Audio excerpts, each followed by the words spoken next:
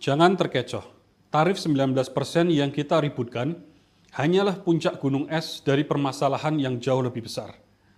Pokok-pokok perjanjian yang menyertai tarif 19% itu lebih mengerikan kalau ditelaah dengan seksama kalimat demi kalimatnya. Yang pertama, 280 juta penduduk Indonesia akan menjadi pasar bagi 99% produk Amerika dari semua sektor tanpa kecuali. Ini sama seperti dengan menjadikan Indonesia sebagai negara bagian yang baru dari Amerika Serikat. Kedua, tidak perlu ada lagi sertifikasi, inspeksi, standarisasi, requirement, atau izin untuk semua produk dari Amerika Serikat, mulai dari alat industri, kendaraan, obat, makanan, kosmetik, produk pertanian, produk digital, dan semuanya.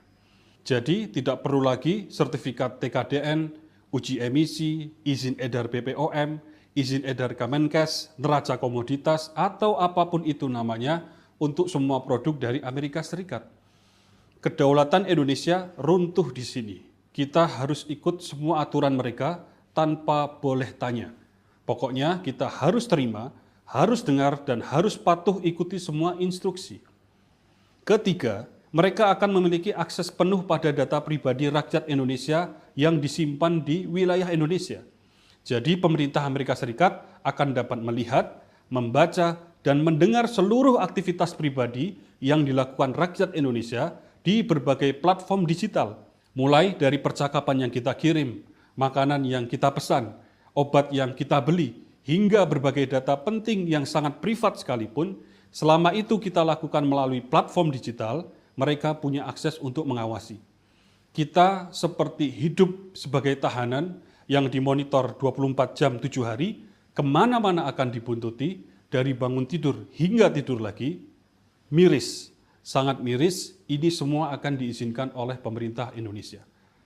Keempat, mereka menginginkan mineral kritis dari Indonesia, yang beberapa di antaranya telah dilarang oleh undang-undang di Indonesia untuk diekspor. Telah lengkaplah kriteria penjajah dipenuhi oleh pemerintah Amerika Serikat. Mereka menginginkan apa yang terkandung di dalam tanah Ibu Pertiwi. Tahukah kita, mereka telah mengabarkan ke seantero Amerika Serikat melalui situs whitehouse.gov bahwa kesepakatan dengan Indonesia adalah sebuah kesepakatan bersejarah yang membawa kemenangan bagi mereka. Lucunya, pemerintah Indonesia di sini seperti gagal memahami situasi yang sedang terjadi, dan seperti gagal meneropong jauh kemungkinan bencana yang mengintai dari balik pokok-pokok kesepakatan tadi. Rasanya terlalu jauh kalau harus berasumsi tim negosiasi pemerintah Indonesia tidak dapat memahami isi teks kesepakatan dagang tersebut. Tapi kenyataannya, pemerintah Indonesia kini sibuk membantah dan mencari pembenaran. Apa yang sesungguhnya sedang dikejar oleh pemerintah Indonesia? Jangan sampai kita dipaksa berpikir ada udang di balik batu, ada kepentingan kelompok tertentu. Sebelum pikiran kolektif kita semakin liar, pemerintah harus menjelaskan kepada rakyat dengan gamblang dan transparan.